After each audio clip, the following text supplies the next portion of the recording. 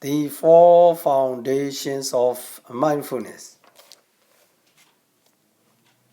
The postures of the body.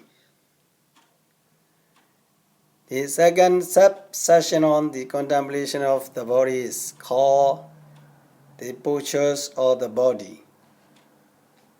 Postures here mean the four deportments of the body: going or walking, standing, sitting, and lying down. Practitioners are to use all four postures in the mindfulness meditation. The Buddha said, and again, bhikkhus knows, I am going. When he is going, he knows. I am standing. When he is standing, he knows. I am sitting. When he is sitting, he knows. I am lying down. When he is lying down, or just as his body is disposed, so he knows.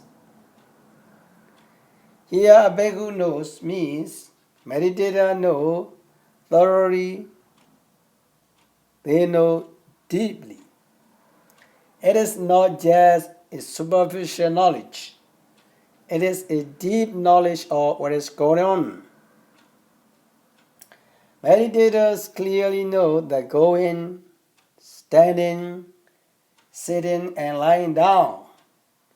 You must clearly know, I'm going, when going. I'm walking, when walking. I'm standing, when standing. I'm sitting, when sitting. I'm lying down, when lying down. Mindfulness must be applied to all postures of the body. The last statement, just as his body is disposed, he knows. He knows allows different interpretations. The commentator interprets this sentence to be a general statement for all four postures, not differing much from the statement made earlier. That means when meditators are going, they must know, I'm going. When they are standing, they must know, I'm standing, and so on. The author of the sub-commentary, however, added another interpretation to this statement. According to him, in this statement, a bhikkhu knows, I'm going, when he is going, and so on. The different postures are emphasized. But in the last statement, just as his body is disposed, so he knows it. The body as whole is emphasized. Therefore, when you know that your body as a whole is going, standing, sitting, or lying down, you may be following instruction given in the last statement. But when you know, I'm going, when going, and so on, you may be following the instruction given in the previous statement. Mahasi Sayadaw has something to add. He said that the statements cover all small department or posture of the body as well, not only going, standing, sitting, and lying down, but also the small movements like stretching, bending, or looking forward or sideways. Yogis practicing meditation especially vipassana meditation, cannot afford to be unmindful of small movements and departments. When you fail to all the small movements and departments, you have failed to make note of these small movements. There may be a tendency to cling into them by way of craving or wrong views. When practicing vipassana meditation, you must be aware of everything that is present at the moment. Therefore, in the statement, just as his body is deposed, so he know it. All other departments have to be included. Vipassana must be practiced not only in the four main posture, but also in the various small postures. Vipassana must be practiced all the time, not only when you are on a retreat. There have been some misunderstandings with regard to this statement or instruction. These misunderstandings did not rise recently. They arose before the commentaries were put into the writing. Commentary on the division to which this sutta belongs was written down about 2,100 years ago. Even at the time, already there were misunderstandings about the meaning of knowing that I'm going when he's going, and so on. Some people did not understand the real meaning of these statements.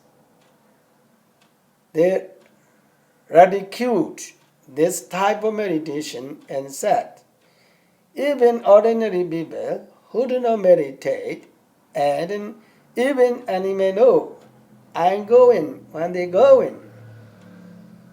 They do not know I'm going when they are standing or sitting or lying down. So, what is the significance of the instruction that they have to be aware of going? When they are going, and so on. When knowing, I'm going. When somebody is going is to be called meditation or a foundation of mindfulness, then everybody can be said to be meditating all the time. So what is different between knowing of ordinary people who do not meditate and knowing of meditators? The answer is that the two are diametrically opposed. Let us see on people who do not meditate know I'm going when they are going. People going can take place. There has to be the desire or intention to go. When people who do not meditate know I'm going when they are going, they do not know at every moment when they are going take place. They may be aware of going superficially at the same time, but they are not always aware of it.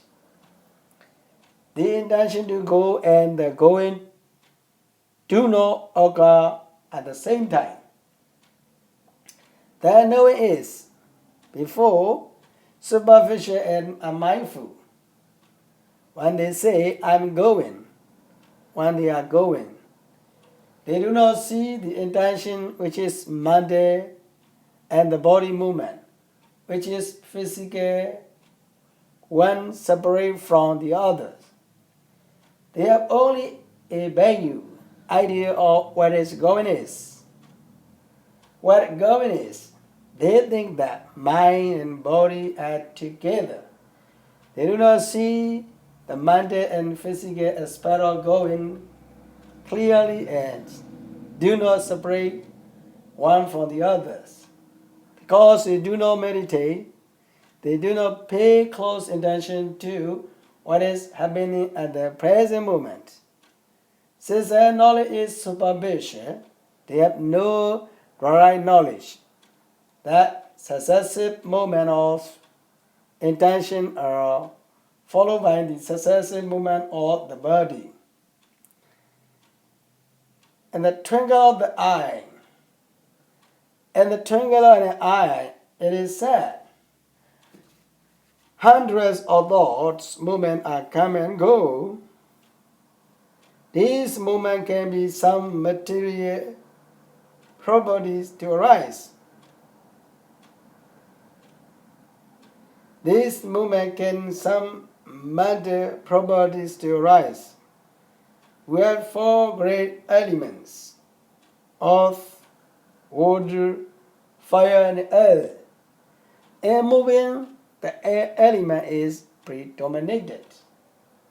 Desire or intention cause the air element to arise in the part of the body which are going to move. The air element causes the body or the part of the body to move.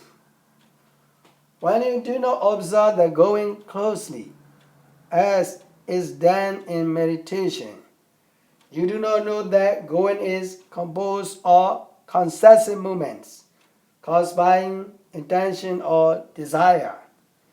You may think that going is caused by someone or some higher authority or some permanent entity. You do not know that the act of going is composed of only the intention and the going, nothing more. You do not know that there is neither an individual nor a being apart from the intention and the going. There is neither an I nor a man nor a woman, but just intention and going or the body movement occurring together. You do not know it because you have only a very vague idea of what is going on. Without the close observation or meditation, you do not know what intention and what is going on. The body movement do not exist up to the next moment. You think that the intention and the going, which occur the moment of going, leads to the next moment, and from the moment to the next. You see the process of going as one continuous, permanent process. You cannot see that at every moment, the intention comes and goes away. The body movement and the air element come and go away. Therefore, you cannot say that one moment or intention moves to another moment. Every moment they arise and then disappear. This is what meditator experience when practicing meditation. But people who are not meditating do not perceive it this way. The knowledge of walking or going is unmindful. You can stop people walking on the street and ask them what they are thinking about. Most probably, they will be thinking of some other things than going itself. They maybe think of their home or job, even though they may know for some moment that they are walking. Their knowing will be superficial. People think it is one and the same being, one and the same individual, that he exists in the past, that exists in now, and that will exist in future. Maybe they have some vague idea of impermanence, but they think of one and the same person as exist. That is existing and that will exist. Therefore, their knowledge cannot shade the belief in a being, while actually, according to analysis, there is no being at all, apart from the intention and movement of the body. There's no person, no individual,